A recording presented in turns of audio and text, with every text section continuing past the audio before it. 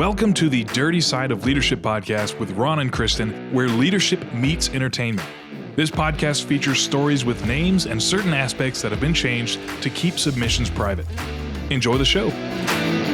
Welcome back to the Dirty Side of Leadership podcast, where leadership meets entertainment.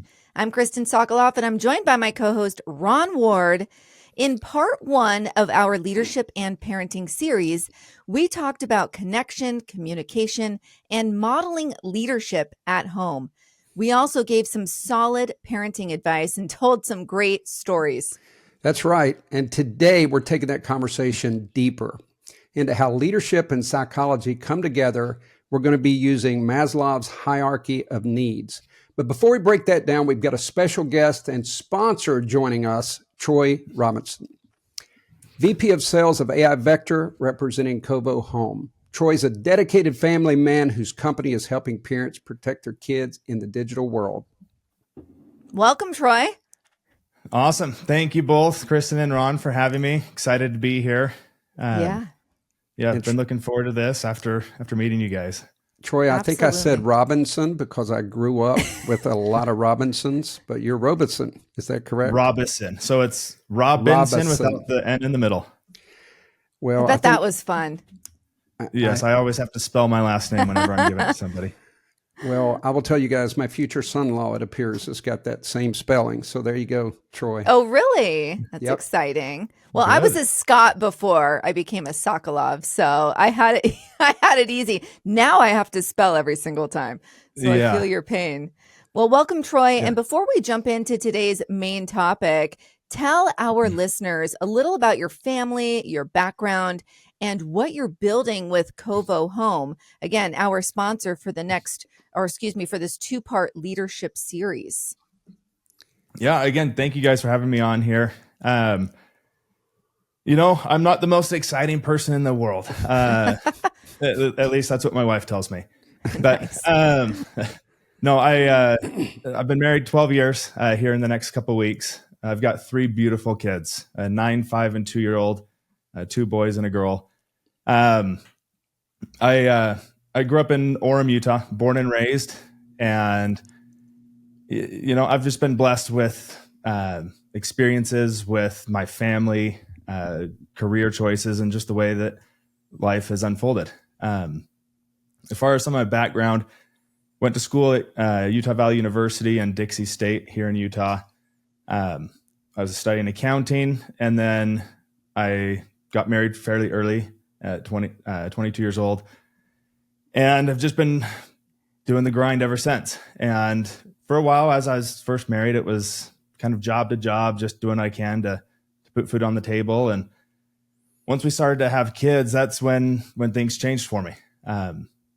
Obviously, from a mindset, from responsibilities, I had to make some changes. I was working a job where I was managing a print shop, and I was struggling financially. And I, with my back against the wall, I found an opportunity to do door-to-door sales. So I've actually that's primarily where my career has been, is in the direct sales and door-to-door sales. That's over the last intense. Yes. Yeah. It's not for the faint of heart. No. Yes. I was one of those annoying door-to-door guys that tries to sell you pest control every summer. Wait, I have to tell you, I did telemarketing for 2.5 years. Like, I managed a little telemarketing outfit. People think that's tough. No, door to door is next level. Wait, I have to ask you, when's your anniversary? October 19th. Okay, mine's the 20th. So when you said awesome. coming up, I'm like, so is mine. So that's awesome. Yeah. So it'll be 12 years here on the 19th. Incredible. And so I've been, doing door to door the last 6 years, from 2019 to 2025. And that changed my life. At first I was just thinking, okay, I'm just going to go sell. But what that turned into was the opportunity and chance to go recruit, train, and mentor hundreds and hundreds of young adults. It was exciting because when I was 22, I didn't have the same, a young adult, I didn't have the same drive, the same ambitions as a lot of these kids that I've had the opportunity to work with. And so it was good to be a little bit older than them, have a little bit more life experience, to where I was looked at as a leader. And I took that very seriously. And I mean, being out on the doors, it's a grind. Rain, shine, doesn't matter. You're getting told no all day long, but Oh yeah. it builds a lot of character. Is that the slang, being out on the doors? I like knowing yes. slang. I was All right, cool. I was thinking the exact same thing, Kristen. I'm We like to be I'm on the cool, doors. so I'm on the doors. we're gonna work that in. I'm probably not the right guy to teach you what's cool or not, but I've hung around the younger generation enough to where I've picked up on a few things. I like it. But yeah, I mean, we'd have a lot of fun on the doors. I mean, whether it's riding in random people's sports cars, taking those, around the block, having dinner with families that you just met, to getting a gun pulled on you because they don't know who you are and you're knocking on their door. Anything and everything from one extreme to the other. And so every day it's a different story when you're calling home. But yeah, I stopped doing door to door at the end of summer of 2024. My wife started to have some health concerns, and I was out in Minneapolis. She was back home in Utah, and it hit me where I was like, okay, I need to be a more present father and a more present husband. And if I'm halfway across the country, I couldn't do either of those things. And so that's when I made the career shift to a company called AI Vector. We do a bunch of different AI automations within, the B2C and B2B different industries.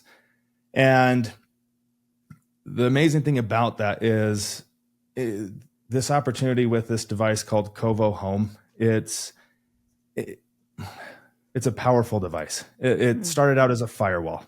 Our specialty is in like firewall, cybersecurity, AI monitoring, especially on the B2B side, doing it for large businesses. We actually worked with the FBI, a lot of Fortune 500 companies.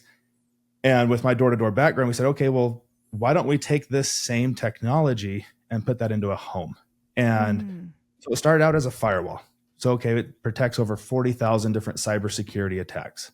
Most people don't realize what cybersecurity attacks actually mean. They think it's just taking money from your bank account, but in reality, they're taking your data and they're looking at what you're doing behind the scenes, and you have no idea that they're even there. So that's kind of where it started. And then it's evolved into being able to have parental controls that's super easy to understand and to use. And now we're actually going to be launching a new feature here in the next couple of weeks where we call it our anti-grooming software, where it monitors messages, apps, chats, searches, websites looking for grooming keywords, phrases, but now it's turned into where the parents can actually have control of what's, what those keywords are and what the parents do and don't want the kids to be a part of. And so it just gives insight and visibility back to the parents. And so super excited to be on board with this and to start getting this product launched. And, it's a very powerful tool to where I'm very confident it can save a lot of kids.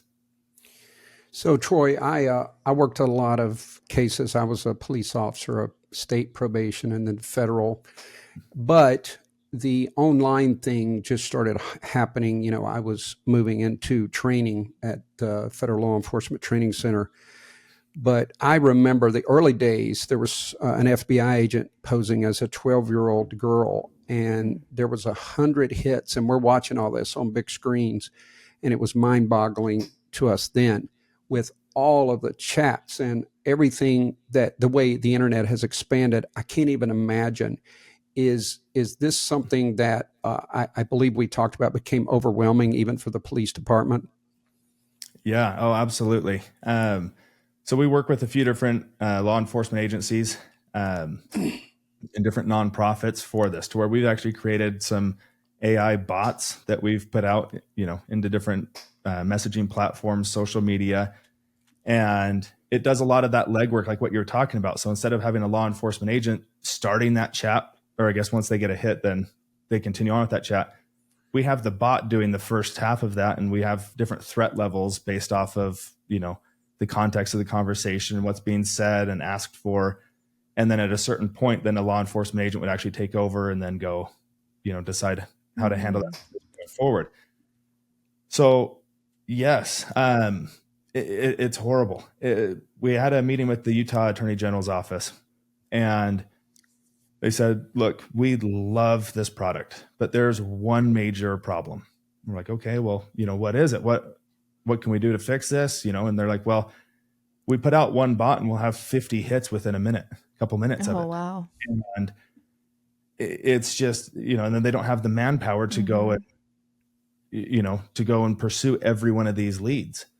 And so, yes, that's where it's like, okay, that's what's actually stemmed into within our own device, into our own firewall that we've built. Let's put this anti-grooming and let's put this monitoring, this chat monitoring into this. So that way we're not just putting it into the hands of law enforcement. Let's put it back into the hands of parents. So that way they actually have, again, visibility and control of what's going on in their home and within their kids' digital life.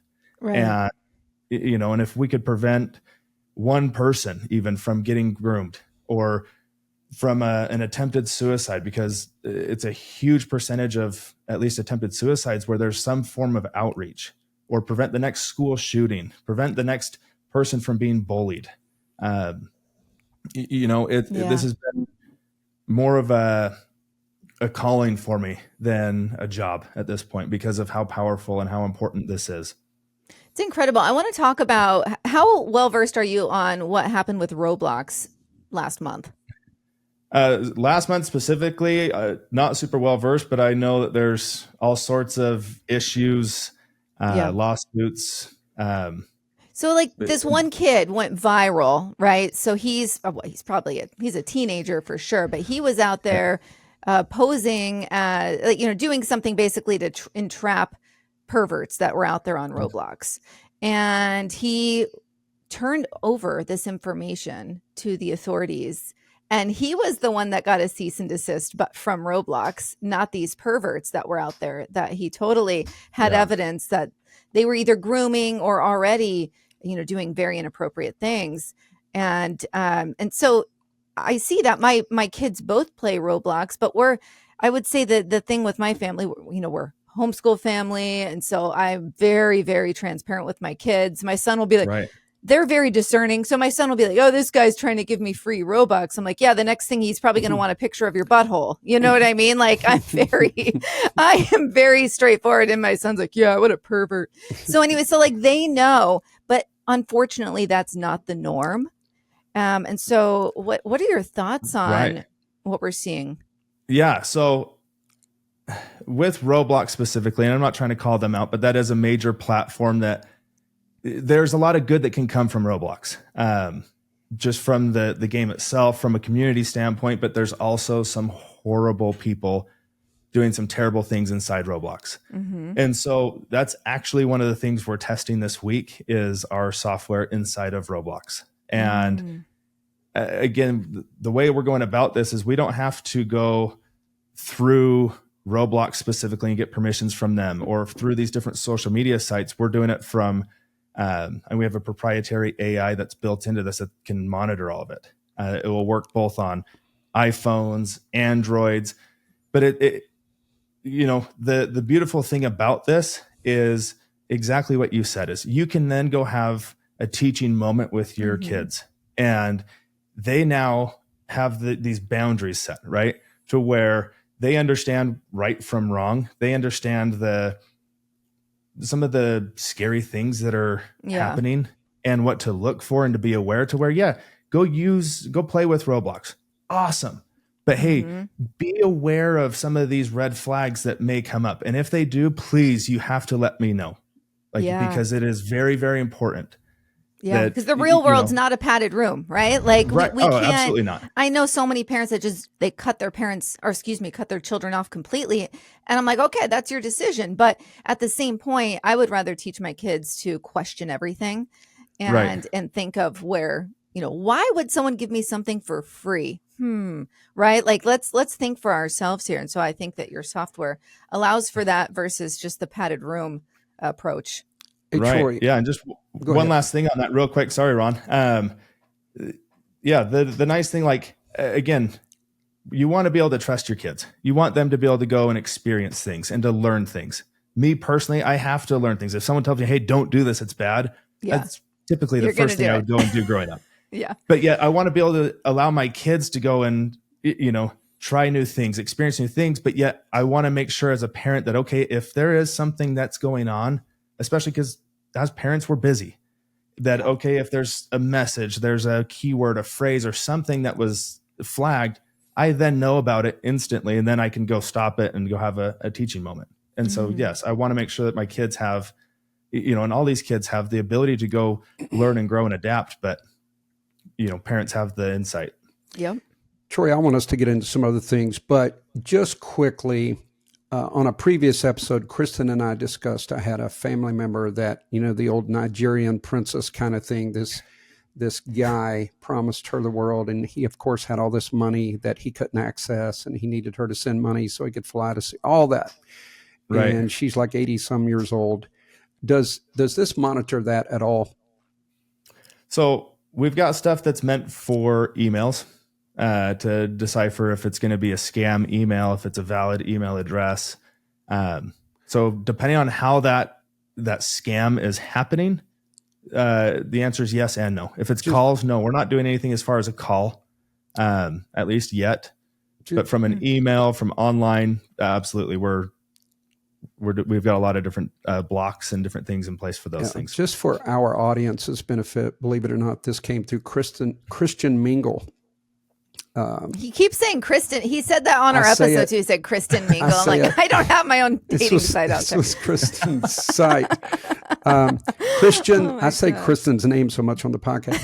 Christian Mingle, and that's when I spoke to the family member. A relative got me involved, hoping my law enforcement background would help this situation. I thought it did. It turns out it didn't. But I explained. They're like, "Why would they be on Christian Mingle? This person's a Christian." And I'm like, right. Yeah, that's the perfect place for these people to go. But anyway, we'll move on. Right. Yeah. I know there's so much. I have to just ask you one more thing, Troy. I know Ron wants to move into this. He's salivating to move into this next segment because that's like his jam. But I just have to ask you. So I do.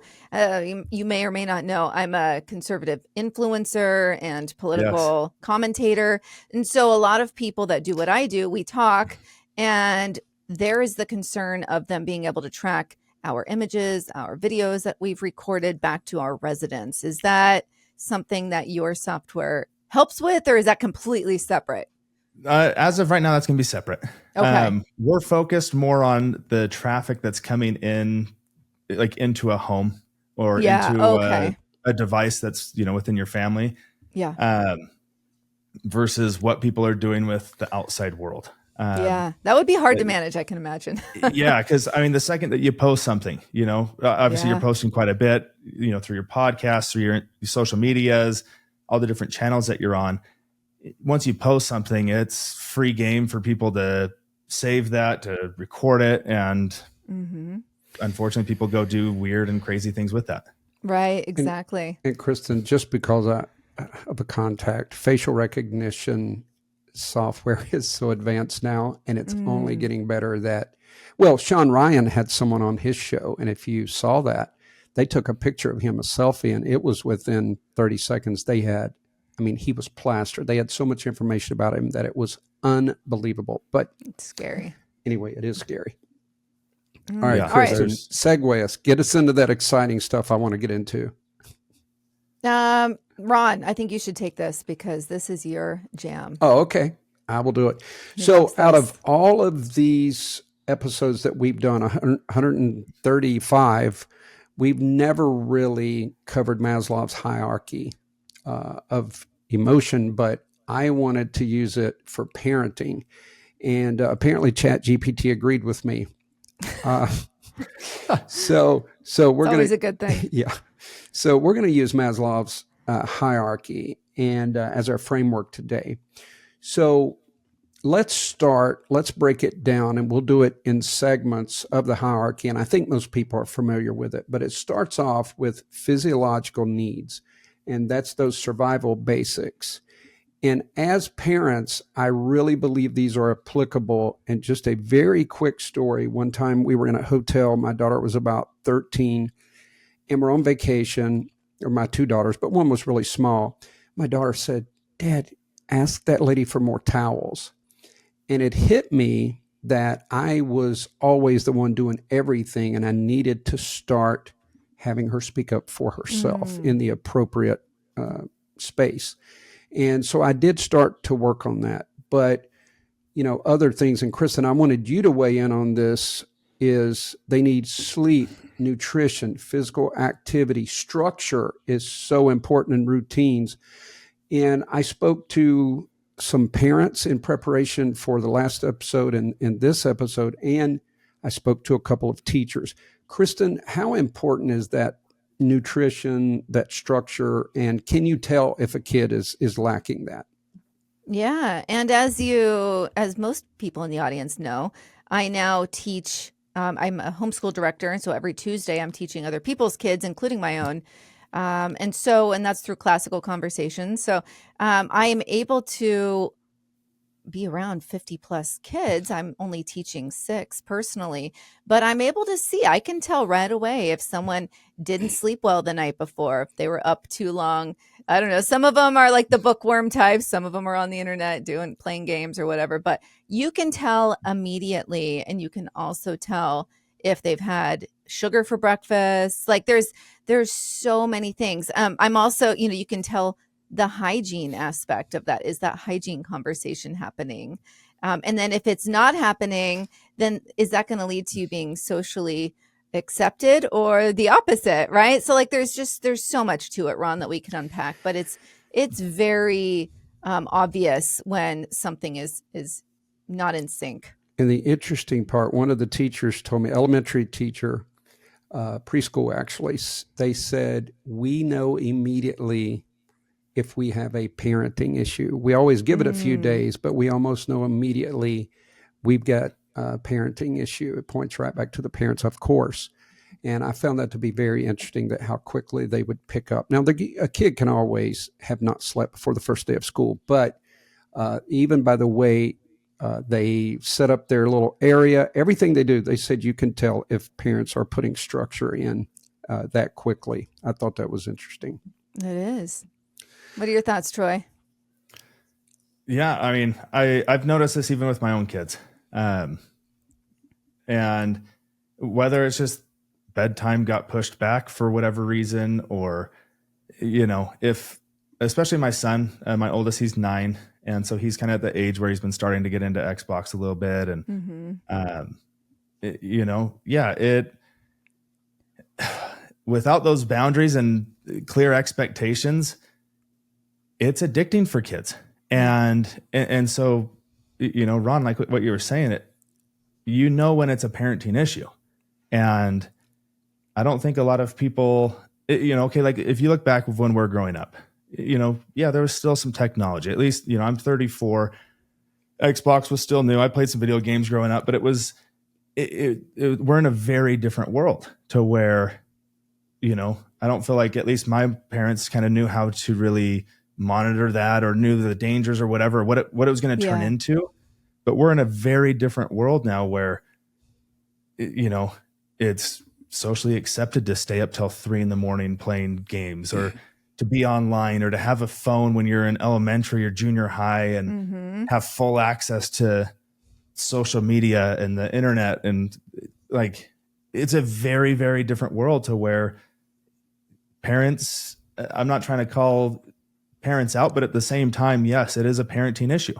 Parents need to stand up and understand what is going on, what the good and the bad is from being, in this new digital era. Yeah, we are absolutely calling parents out.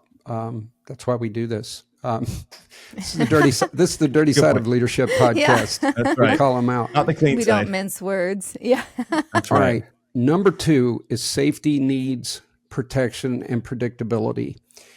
Troy, let's let you start off on this one, since this certainly is your bailiwick for sure. Yeah, no, awesome. I mean, when it comes to protection, safety, obviously, okay, there's different aspects of that. you know, physical, emotional. There's so many different parts of it. And as a parent, that's our responsibility to make sure that we're protecting, right? So when we're getting into the digital side of things, how do we protect our kids, keep them safe, from online dangers? We have to, I know we've kind of already touched on this, but we have to have clear communication. That's first and foremost, that it's understanding what is good and what's bad, what can happen inside what seemed like a meaningless app or website, or, YouTube, for example. YouTube can be phenomenal. There's amazing things on YouTube, but then you go down, click on some clickbait, you go down some rabbit holes, and that turns into something very dark, very quick, but it's disguised as maybe a kid's channel, but it's not. And so when it comes to this, it's like, especially, okay, if we're talking about this device, this firewall, or this, the app on phones, having those expectations with your kids, having those hard conversations, because I promise it's a lot easier to have those now before something terrible happens. I also look at this from, I kind of have two different viewpoints of this. One's going to be protecting the kids, being proactive.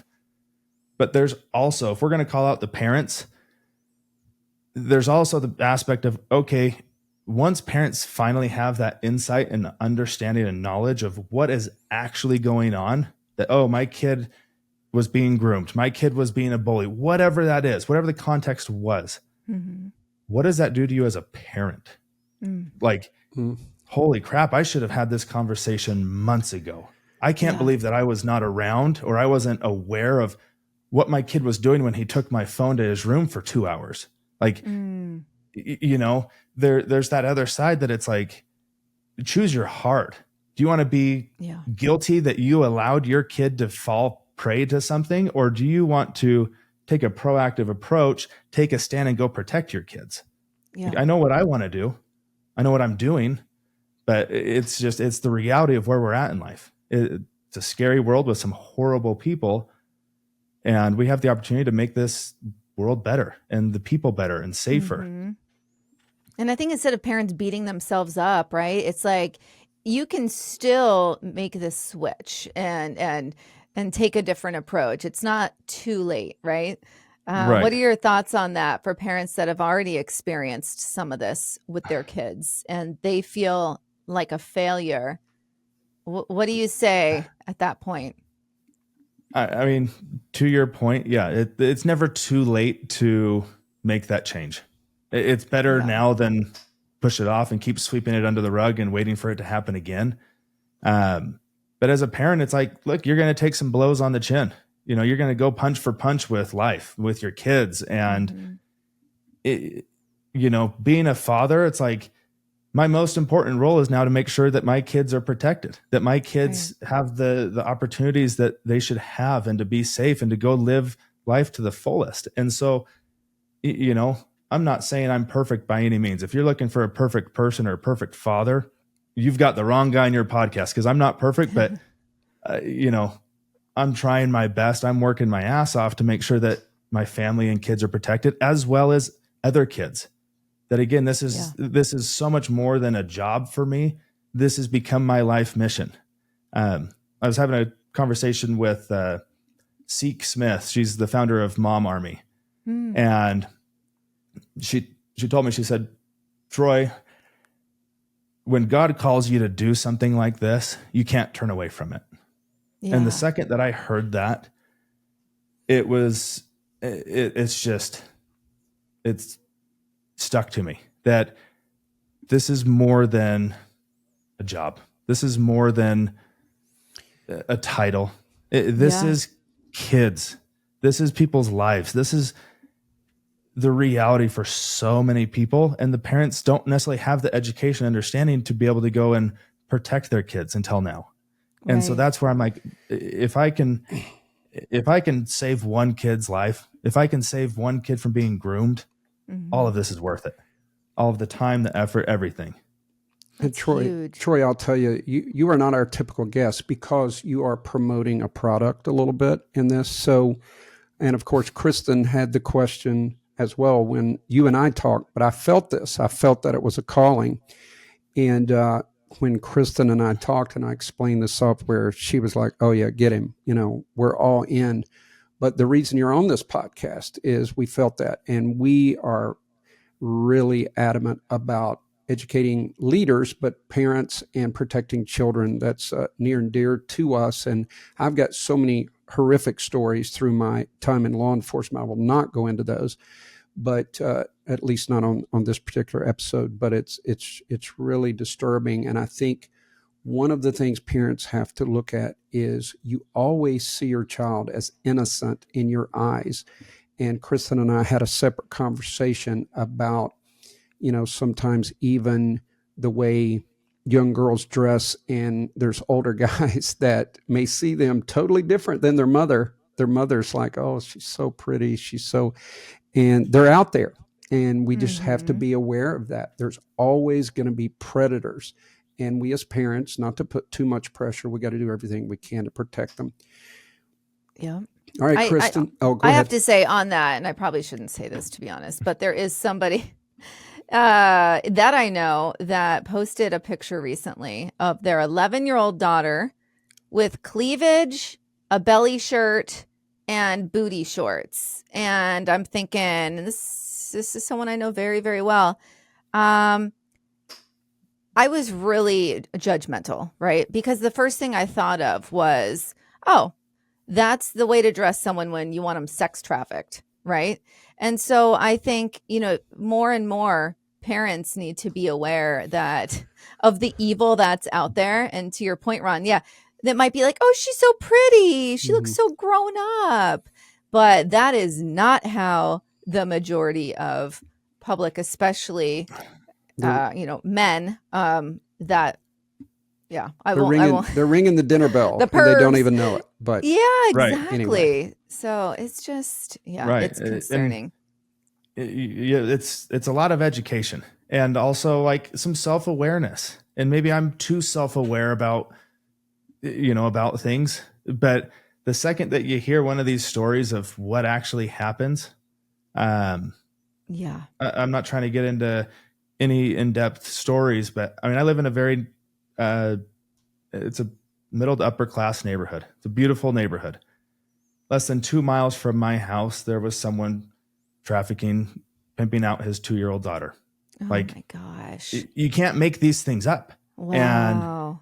And that it's, regardless of how you view life, if it's rainbows and butterflies, the reality is it's like you've got to not even just protect kids, but you've also got to empower them and teach them and to help them understand, like, hey, here's some warnings. Here's some red flags. I understand if maybe the fashion is to dress in, some booty shorts and crop tops or whatever, but let me, as a parent, help teach you and help you understand why that might not be good when you're 11 years old. Right.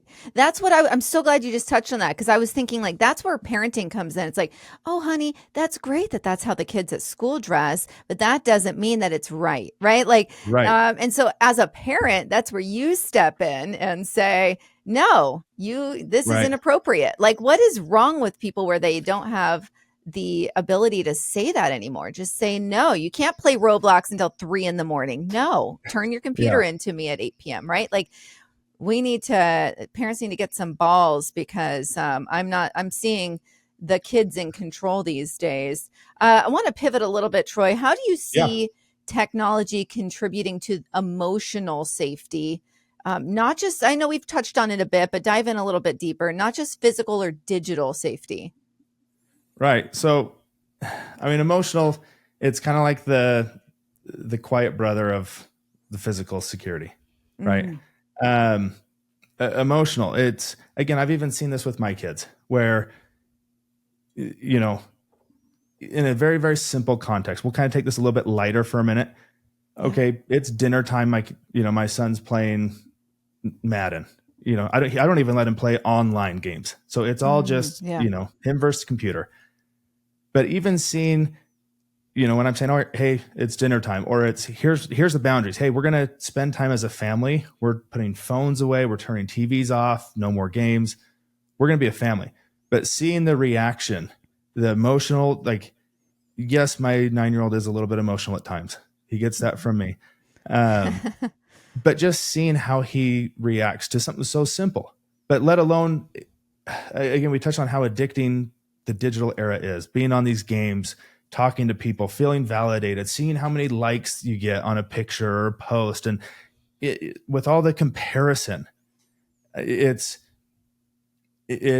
scary where, I mean, that's the thing where I'm like, I don't have a huge following. I don't have a big platform, but I don't take pride in how many likes I get. That's not what defines me personally. That's not what gets me excited or, what changes my mood. But where kids don't understand that, it's, this, as soon as they get social media, it's about how many Snapchats do I have, or how many people are texting me, or how many likes do I get, or comments, or I don't even know of like the metrics anymore. There's so many different things that's cool versus not cool, but it's, or even something as simple as like someone has an Android phone versus iPhone and your text is green versus blue. Like literally our CEO's daughter was our CEO's daughter was getting bullied because she has an Android. Oh, like, wow. It's like, as a high schooler, like for something that she doesn't even have control over. And Yikes. So yes, it's, again, it falls back to being a leader as a parent. And I don't care like how many kids, I don't care the ages. If you are a parent, you have to step up and be a leader. You have to be able to say, okay, hey, here is how to navigate these situations.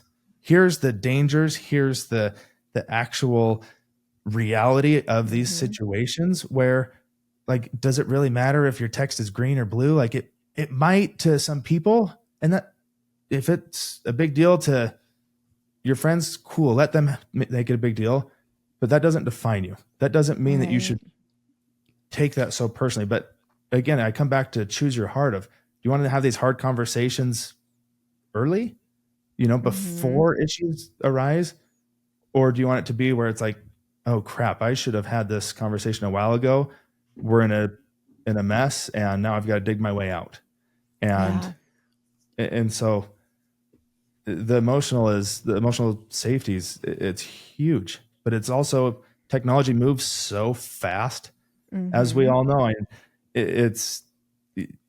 I can't tell you how many times I've heard like, oh, I couldn't figure out something on my phone, so I gave it to my grandson that's 4 years old and he figured it out. Or something along those lines. But it's like the younger the kids, the smarter they are with technology. It's crazy. It's true. It's Yeah. true. We have So talked about that a little bit. Yeah.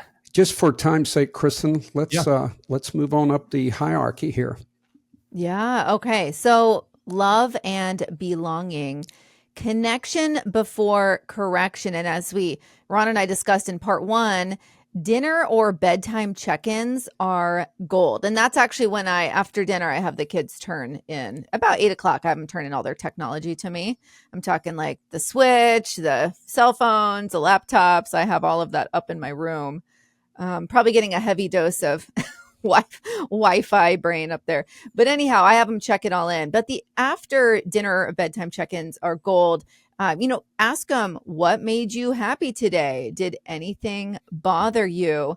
And, I think even if they're not going to answer you and they're like, I don't know, right? They will remember that you're asking and that you took the time to crawl inside their brain for a minute, right? Like that's like incredibly important. It's that connection that builds the foundation for correction. And that happens in the workplace as well. But we're talking about parenting today. And I'll share this statistic here. Unfortunately, statistics do show that 2 out of 3 children and adolescents have experienced at least one traumatic event by age 18. 2 out of 3 children and adolescents. So let's just say minors. And I mean, that's horrifying, right? And to your point, Troy, with what we've been talking about from a digital standpoint, I can only imagine if we were to really bring that down and actually figure out how many at least stemmed from something online, that number has to be growing right now. But all right, what are your thoughts on that? I mean, is that a staggering number, or is that like, oh, I already knew that because you see it all the time? I didn't know that number, but it unfortunately doesn't surprise me. And the more and more that I'm talking to people and learning, hearing stories, I wouldn't be surprised if that number continues to go up. And if I could jump in, Troy, the reason we put that under love and belonging, Kristen made a great point. We discussed in episode 1 about bedtime or maybe dinner is a great time to talk. But here's the important part to know. And I'm a science nerd and psychology nerd on this stuff. I won't go too in depth on that, but the point is usually if it's a traumatic event, many times children block it out or they don't even remember it, but then it makes them irritable. It's like that convergent vision when they are staying on games too much. It makes them irritable because there's micro stressors. It's the same thing. So all of a sudden, if your child starts shutting down, and this is where you got to have that regular communication so you'll know they're shutting down. And if you see a change in behavior, if you see they're shutting down, you need to understand that something could be happening. And Troy, you don't know this. I wrote a book, or you may know that part, but I was bullied pretty severely. And I had so much bullying, I could have made the whole book about it. So I only touched on it. But there was a group of guys that used to walk me to the bus every day, 3 of them, and they would punch me in the arm in the same spot. Well, my mother, she saw the bruising, and I was constantly getting, beat up, doing something, breaking bones, doing all that. So, but then and I wouldn't dare say a word because I didn't want my parents to go to school because I thought it would make it worse. So finally, my mother realizes his shoulder's been bruised for 3 months. Something's up. And she forcefully made me admit what happened. And I broke and told her. But I told that so that people understand that kids don't automatically just one day they open up. This is something that you have to create, and then you understand your child and you understand when something's bothering your child. Any comments on that, Troy? Yeah. I mean, first of all, I'm sorry that you even went through that. Bullying's something that's obviously been around for a long time. And, it's physical, it's verbal, it's emotional. Now it's digital. And we live in such an amazing place that just has some dark people and dark things that happen. That I just, again, I always just, my walls go up with how do I go make a difference? How do I go protect? How do I prevent the next person from experiencing what you went through, or from experiencing what the next person's going to go through? And it's horrible. And this all falls back onto parents being aware, knowing the difference of when their kids are doing right versus wrong, how they act emotionally, physically, and just being a parent and a leader. It's just, I'm sorry you went through that. That's, I can't imagine. Well, I will tell you, it covers the spectrum. It was emotional, it was physical, it was all these things, the silence, the fear of dreading to leave the classroom, all of that stuff. But we won't go down that route. I don't want to start crying. Kristen, I'm okay now. I'm okay. I laugh. That's you see the support I get, Troy. There's the support I get. She's laughing, Ron. My heart's going out for you. Pray for me, Troy. I need prayer. I'm laughing that you got. Can we just mute Kristen for a little bit? Sorry, I'm not laughing about the bullying. It's just Ron. I know you were joking. Anyways, moving on. Oh, we do need to move on. I've got all right. Coaching this afternoon. Okay, Kristen, why don't you take us? We've talked a lot about emotional support. In other words, I think we've driven a very clear point home, and confidence through competence, building that self-esteem. Why don't we move down to self-actualization? Yeah. And So, yeah, and this is kids becoming their best self. So I do classical conversations, and that's Sean Ryan had the founders on. They have such amazing stuff to say. And one of the things that really resonates with me is that kids doing tough things between ages 1 and 18, obviously not so much the 1 to 5, but doing tough things during school years, like studying hard, playing sports, achieving, they will be more successful in life doing the hard things up front. Then the rest of their life will not be necessarily easier, but they at least know what hard work is, and they will be, I mean, that's like statistics, they will be more successful individuals. And, just even the other night, when it comes to technology and Roblox with my son who's 11, I've really scaled down, and where I'm giving him an hour a day type of thing. And the other day I made him do a ton of schoolwork, and then I'm like, now you have an hour ticket. I give him little tickets, like, there you go, you have it for an hour.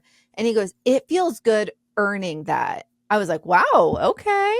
Right. And I think that is the case. And that even with adults, quite frankly, like, it feels good to have a job, to earn a paycheck versus just getting the handouts, right? They might not realize it in the moment, but yeah, so that's that self-actualization, becoming their best self.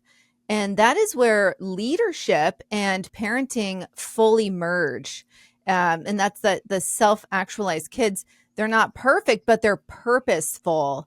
What are your thoughts on that, Troy? Yeah, as far as doing hard things, again, going back to the door to door, knocking doors is not easy. Teaching kids that just came out of high school how to go knock doors and be mentally tough, not easy. But it's the principle behind it of, go do hard things, because your definition of hard becomes very different very quick when you do these things. I've seen a lot of people on like Instagram and things where they get their kids in a cold plunge. I'm like, oh man, I do that. I used to do the cold plunge, but I'm like, I don't anymore. But like, you get these, 8, 10-year-old kids that just go jump right in, go dunk themselves. And it's like, that's awesome. Yeah. That kid's definition of hard is very different than when I was that age of what hard was. Hard was like picking up my clothes off the floor, or whatever. Yeah. But like, and so, yeah, as a leader, teaching, whether it's your kids or other people, to, push yourself, go do hard things, challenge yourself, start your day off with something hard. Then the rest of the day gets a little bit easier. And, and so I love that. Whether it's digital, physical, emotional, go do hard things. Yes. And see how your mindset, your attitude, they all change for the better. And so I love all of that. Yes. I have to say, like you said, the door to door with me with the telemarketing, I'm like, so when I went into banking, I crushed everybody in sales. And in sales, it's just matching a need with the customer, right? Like, it's like, here's a product, you have a need. Like, it's not true sales, in my opinion. But a lot of people get very awkward. And I'm like, oh my gosh, I've had so many people hang up on me, cuss me out. Like, it doesn't even faze me. And that's because I did hard things. My first phone call was very uncomfortable. But then you just get like, when you have a win, then you celebrate that. You have maybe one win out of 100 calls. All right. Right. And so then you just kind of stop forgetting about all of the no's that you receive. But I have to even say, my husband's a Portland police officer, and he went through the 2020 riots where he was fighting Antifa hats and bats for 124 days. So here we are, fast forward now, we have all of the shenanigans happening here in Portland. I'm like, so I know what's going on because that's my jam, but I'm always like, how are you feeling? He's like, after 2020, nothing phases me. It's like, it's nothing. It's a drop in the bucket. And so it's one of those things when I'm not saying everyone needs to go through the trauma of having to battle domestic terrorists, but it does show you when you do something really hard, what comes after that will seem quite simple. Oh yeah, I completely agree. This is so off base, but I saw a video where a kid was doing the ding and dash or dong and dash, where you ring the doorbell and run, and his dad's waiting on him, and the kid confesses and tells the lady, and she goes, "Where's your parent?" He goes, "My dad's driving me." So he yells to his dad, and he goes, "Dad, she caught me," and he goes, "Run!" Oh my God. I don't know if that's good parenting, but it sure was funny for me. So Anyway. Oh, wow. Wow. So this has been That's good. so good. I feel like we've driven a lot of points home. We'll end on this. And Troy, we certainly want to give you kind of a last segment and maybe reiterate, Yeah. the services you guys are developing. And we're so honored to play a little role in that. This is just some quick leadership lessons for parents. And you want to start with structure, then offer freedom. And we say this to leaders: start off strict, then you can loosen up. But if you start off loose, it's hard to tighten up. And that applies for kids. Boundaries make freedom safe. Teach reflections. Have kids think, why did I feel that way? Because a lot of times, they don't use their words. They're just, ugh. And why do you feel that way? What can you learn from this? Model adaptability. They have to be able to change, even going from one grade to the next. Sometimes that could be very traumatic for a child, and we don't realize that. But then you give them that confidence. You've got this. You can move on to the next phase. Empower decision making. When they make good decisions, let them know that. And of course, when they don't, then you discuss it. What's the repercussions of that? Maybe don't use the word repercussion if they're 6, but and then celebrate character more than achievement. And we're not talking about, participation trophies here. We're talking about celebrate hard work, and the world rewards performance, but leadership starts with integrity, building character, and those things. Any comments on that, Troy? Any of those stand out to you? Yeah, I was actually thinking, speaking of participation trophies, I was thinking about this. I couldn't sleep last night, so I'm up at, 2 or 3 in the morning. And I was thinking about what it's like, calling out parents, that it's like, just because you have a kid doesn't necessarily mean you are a leader. Mm-hmm. If you're a parent, don't go for the participation trophy. Yeah. That's stupid. Good. That's Like, really good. Go for the gold medal. Go for being the best parent you could possibly be. Go do the hard things. Like, go challenge yourself to go be a good parent. Mm-hmm. And so it's Amen. ironic that you brought up the participation trophy, because I couldn't sleep because I kept thinking, like, man, am I doing what I need to do to go, be the best parent I can, or am I going for a participation trophy? And I'm like, well, I don't believe in participation trophies, so I'm sure as heck not going for that. But Yeah. I think that's great. It's a good takeaway. I have to just say, and I know, Ron, you got to go in a second, but it's really I had to have one of these really tough conversations with my son. He does Taekwondo, and he's a red belt now. And he just had a match, his first match of the season. And he won his first round, and then he went into finals, and he ended up with second place, but it was out of a huge grouping of kids. And I think it was like 15, 16. It was like the largest group. And he got second place just by 2 points. He was so upset. And he threw the medal down. And he's like, I don't even want that piece of trash. And it was like, so he did actually earn it. But I had to talk to him about, when I was a gymnast, I ended up tying for third place in the state finals. And they didn't have 2 medals for the third place. I guess they didn't foreshadow a tie. And so because I was the older of the 2 of us, I went home with literally nothing, even though I earned it. Right.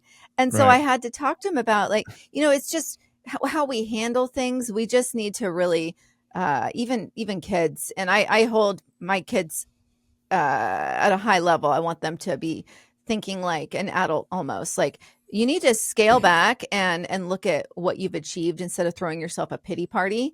And I think that we need to see that accountability there as well, that even if they do win and they have a sour attitude about it, like, let's really look at everything from a bird's eye view. And he ended up telling me that night, I think I overreacted. I'm like, thank you. Yes, you did. You absolutely did. Right? Like, it ruined the mood for everybody. We were all celebrating. He was so anyhow, it's so important that, I agree with the participation trophy. And then even when they do earn it and they have a crap attitude about it, like, they have to be held accountable for that as well. Right. So this has been great, and we know that parenting is leadership in its purest form. But Troy, final thoughts from you. I just want to thank you guys. This has been a very humbling experience and journey for me. now that we've finally launched this product. So again, thank you guys for the opportunity to even be on here, for letting me get the word out about this. It means a lot, and I can't wait to share victories with you guys and credit you guys for helping these kids, and honestly, helping the parents. I think that's equally as important, because that's really where the difference is going to be made, is with the parents. Yeah. And so, just a deep appreciation and gratitude for both of you, your platforms, who you are and what you stand for. So thank you guys. Thank you. Seriously. And then real quick on the product, can you give an elevator pitch for the folks listening? Yeah. I mean, if you go to covohome.com, KOVOHOME.com, that's where we have our product, more information about it. Again, firewall, parental controls. Here in the next couple of weeks, we'll be launching our anti-grooming, chat monitoring, echo chamber, or you can call it a bunch of different things, where it just monitors and notifies based off of these keywords that have been flagged. It's got all sorts of blockers, scam blockers, porn, video, gaming, gambling, all at the click of a button. You can do a number of different things. It's got AI built into it. It's not saving all your data, listening to you like Alexa and some of these other devices that sit inside your home. But and there's a lot more information at covohome.com. Awesome. Yeah, certainly we'll put the link in the show notes. Awesome. Thank you. Yeah, Troy, we really appreciate this. So everybody, we'll see you next time on the Dirty Side of Leadership podcast. Be the leader you're meant to be. We'll see you next week. The Dirty Side of Leadership podcast is brought to you by Forward Operations. If you'd like to book Ron or Kristen for speaking events, training, or executive coaching, visit forwardoperations.com. Be the leader you're meant to be.